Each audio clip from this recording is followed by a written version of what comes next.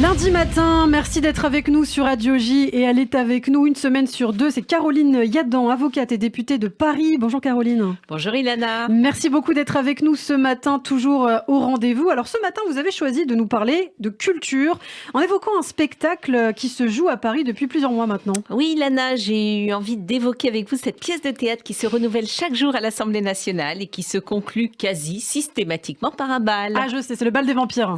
Vous y êtes presque Ilana. Il s'agit du bal des extrêmes, pièce en 4 actes que je me propose de résumer ici. J'ai hâte de découvrir tout ça.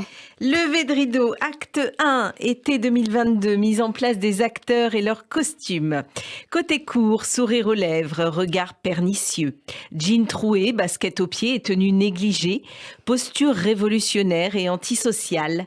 Préparation minutieuse de mise en scène savamment orchestrée et de polémiques habilement hystérisées par quelques comédiens en quête de notoriété.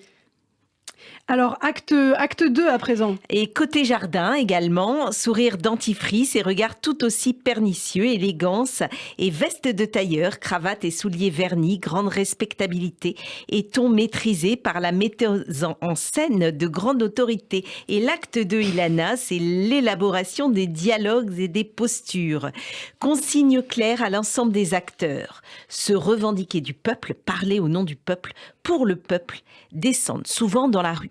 Privilégier le désordre, l'instabilité, la conflictualité des débats, la polarisation des opinions, éviter les filtres, oublier les inhibitions, flatter les pulsions et les bas instincts, favoriser les excès de colère, même feinte, ne jamais accepter le compromis sous peine de haute trahison, crier plus fort que son voisin et proférer de temps à autre de belles insultes, mettre de côté la discrétion, la décence, le savoir-vivre et adopter une rhétorique populiste qui fait le choix de l'individu plutôt que du collectif.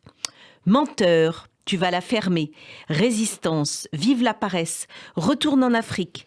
La police tue, abat les riches, vive les pauvres, constituent de bons exemples de vocabulaire et d'expressions à retenir pour un dialogue constructif, y compris avec un ministre de la République. Alors ça, c'était pour l'acte 2, l'acte 3.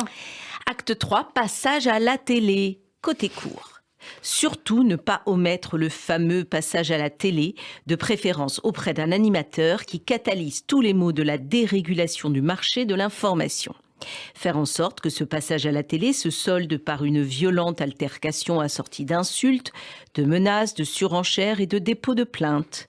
S'assurer ainsi le succès qui fera vivre le spectacle et perdurer un monde où le clash, le pic d'audience et le buzz ringardisent définitivement le débat d'idées en écartant d'un revers de la main la modération ou la nuance.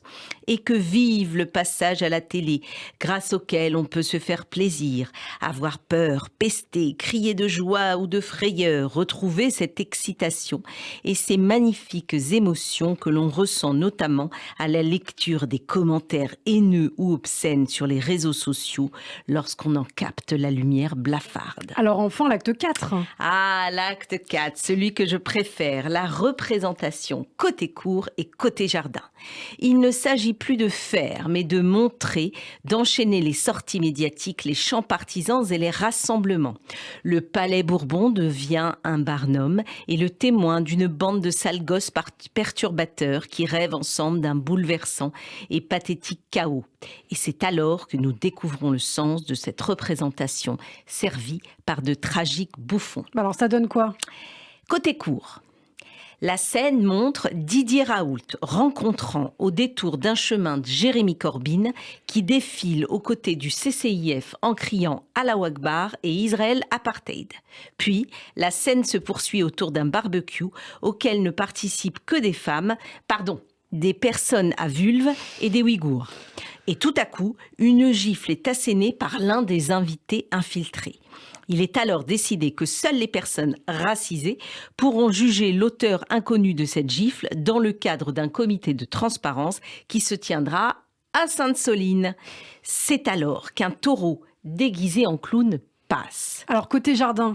Et côté jardin, la scène se déroule dans une banque en Russie. Le banquier Vladimir, un antivax, fait partie d'un groupe d'études sur l'antisémitisme et est très en colère car il ne peut empêcher l'IVG de sa compagne.